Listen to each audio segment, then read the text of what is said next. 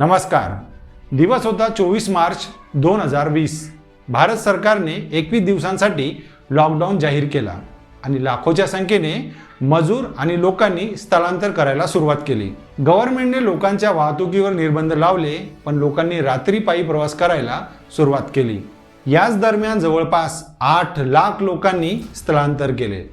कोरोनाने बघता बघता पूर्ण जगामध्ये मृत्यूचे थैमान घातले होते। जागोजागी मृतांचे आकडे हे फक्त वाढताना दिसत होते। कोविड-19 किंवा कोरोना या नावाने जगामध्ये मृत्यूचे प्रमाण हे फार भयानक वाढवले। कोरोनाने गरीब श्रीमंत सगळ्यांना आपल्या तावडीत घेतले। वर्षभरासाठी अक्षरशः लोक आपल्या घरांमध्ये कैद झाले। आपल्याला कळतच नव्हते या महामारीपासून कसे स्वतःला वाचवता येईल। यावर इलाज नाही, यावर लसही नाही, अशी सर्व आव्हाने आपल्या समोर होती। अशामध्ये जगाला आशेची किरण देणारी कोविड लस तयार झाली। ही लस तयार केली होती mRNAच्या तंत्रज्ञानावर। कोविड विरुद्ध mRNAची लस याविषयी कॅटलीन कॅरिको आणि ड्र्यू वेन्समन यांनी संयुक्तपणे लस विकासाचे क्षेत्र बदलले आणि यामुळेच मॅसेंजर RNA म्हणजे mRNA शरीराच्या रोगप्रतिकारक प्रणालीशी कसा संवाद साधतो हे त्यांनी शोधून काढले। या आधारावरच अगदी कमी वेळेत जगभर कोरोनाची लस उपलब्ध झाली। त्यांच्या या अतुल्य कामगिरीसाठी त्यांना 2023चा वैद्यकीय क्षेत्रातला नोबेल पुरस्कार जाहीर झाला। कोविडची लस मानवी शरीरात कशा प्रकारे काम करते हे आजपर्यंत सर्वसामान्य लोकांना माहीत नाही। आजच्या या व्हिडिओमध्ये कॅटलीन कॅरिको आणि ड्र्यू वेन्समन यांनी शोधलेले तंत्रज्ञान काय आहे, हा नोबेल पुरस्कार काय आहे, का मिळतो हा नोबेल पुरस्कार, नोबेल पुरस्कार विजेत्याला काय मिळते, अशा सर्व विषयांची माहिती आजच्या या व्हिडिओमध्ये आपण जाणून घेणार आहोत। तुम्ही जर या चॅनलवर नवीन असाल तर आत्ताच आपल्या चॅनलला सबस्क्राईब करा। सुरुवातीला आपल्याला हे जाणून घ्यावे लागेल की मानवी शरीरामध्ये DNA आणि RNA हे काय आहेत। सजीवांमध्ये असलेले जनुकीय घटक म्हणजे जेनेटिक मटेरियल ज्यापासून बनलेले असतात ते रेणू म्हणजे DNA। DNAचे रेणू एकमेकांशी जोडले असतात आणि त्यापासून बनणाऱ्या DNAच्या दीर्घ साखळीला गुणसूत्र म्हणजे क्रोमोसोम असे म्हणतात। मानवी शरीरातल्या एका गुणसूत्रात तब्बल 3.35 कोटी एवढे DNAच्या युनिटचा समावेश असतो। या DNA मधून जनुके म्हणजेच जीन्स बनतात। हे जीन्स सजीवांमध्ये गुणधर्मांना पुढच्या पिढीमध्ये नेण्याचे काम करतात। उदाहरणार्थ एखाद्या कुटुंबात सगळ्यांचे डोळे हे निळ्या रंगाचे असतात। हे होते त्यांच्यातील जीन्समुळे। आता बोलूया RNA विषयी। RNA हे DNA मधील माहितीचा वाचक म्हणून कार्य करतात।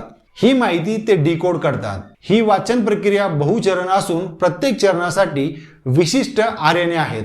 RNAचे मुख्यतः 3 प्रकार असतात: ट्रान्सफर RNA, रायबोसोमल RNA आणि मॅसेंजर RNA। या तिघांपैकी मानवी पेशीला किंवा DNAला सूचना देण्याचे काम हे मॅसेंजर RNA करत असतात। मॅसेंजर RNA मार्फत शरीराच्या पेशींना आवश्यक असलेल्या प्रथिनांच्या प्रकाराबद्दल सूचना देतात। म्हणजेच mRNA मार्फत रोग, निदान आणि वंशावळ इत्यादी माहिती mRNA कडे असते। या mRNA मध्ये विविध रोगप्रतिकारक शक्तींचा डेटा असतो।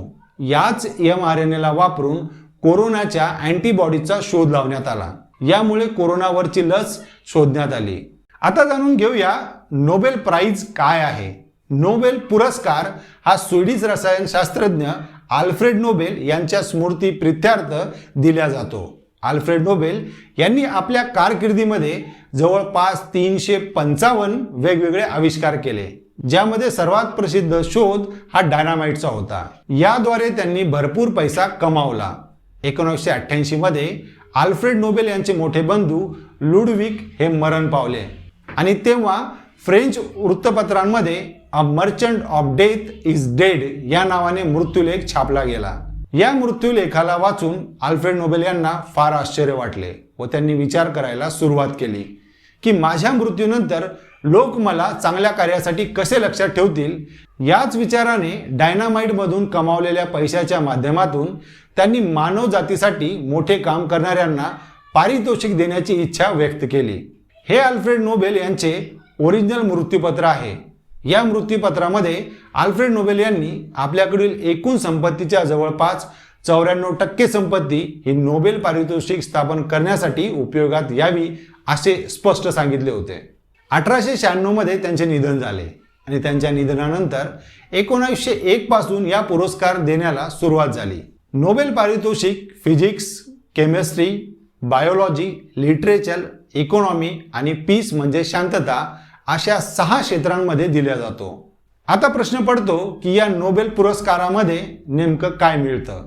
नोबेल पारितोषिक विजेत्यांना डिप्लोमा, एक पदक आणि 10 लाख स्वीडिश क्रोन म्हणजे आत्ताचे 7,57,64,727 रुपये इतकी रोख रक्कम दिली जाते.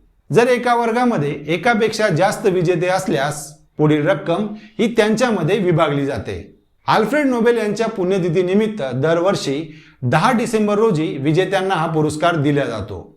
आतापर्यंत भारतामधील फक्त 9 व्यक्तींनाच नोबेल पारितोषिक मिळालं आहे. तुम्हाला ऐकून आश्चर्य वाटेल, अमेरिकेसारख्या देशाची लोकसंख्या ही भारताच्या तुलनेमध्ये फक्त 25% आहे, पण त्यांच्याकडे नोबेल विजेते व्यक्ती तब्बल 400 पेक्षा जास्त आहेत. म्हणून आपल्या भारत देशाला फिजिक्स, केमिस्ट्री, बायोलॉजी, साहित्य, अर्थशास्त्र आणि शांतता अशा 6 क्षेत्रांमध्ये अजूनही फार प्रगती करण्याची गरज आहे आणि या क्षेत्रामध्ये नवनवीन संधी निर्माण करून देण्याची जबाबदारी ही सरकारची आहे. भविष्यामध्ये सरकार आपली जबाबदारी पार पाडेल की नाही हे सांगता येत नाही, पण आम्ही तुम्हाला रोज नवनवीन माहिती देऊन आमची जबाबदारी पार पाडतोय. भविष्यामध्ये भारतामध्ये किती नोबेल येतील हे सांगता येत नाही, पण तुम्ही आपल्या चॅनलला सबस्क्राईब करा, तेच आमच्यासाठी मानाचा नोबेल ठरेल. हा व्हिडिओ आवडला असेल तर याला लाईक करा. तुम्हाला भविष्यामध्ये अजून काही माहिती हवी असल्यास कमेंट बॉक्समध्ये सांगा आणि हा व्हिडिओ आपल्या मित्रांमध्ये नक्की शेअर करा. धन्यवाद.